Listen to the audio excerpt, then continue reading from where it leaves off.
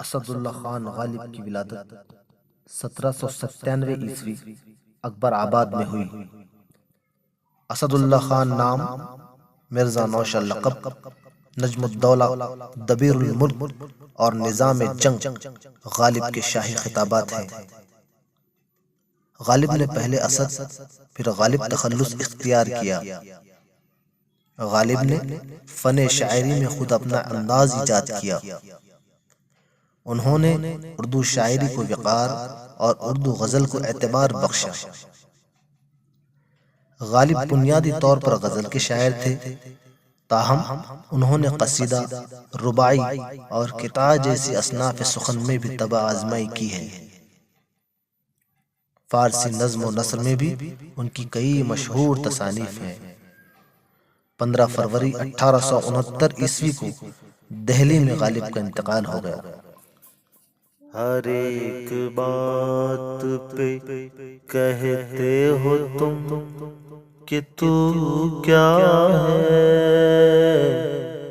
تم ہی کہو کہ یہ انداز گفتگو کیا ہے۔ چپک رہا ہے بدن پر لہو سے پیراہن، ہمارے جیب کو اب حاجت رفو کیا ہے۔ رگوں میں دوڑتے پھرنے کے ہم نہیں قائل، جب آنکھ ہی سے نہ ٹپکا تو پھر لہو کیا ہے۔ رہی نہ طاقت گفتار اور اگر ہو بھی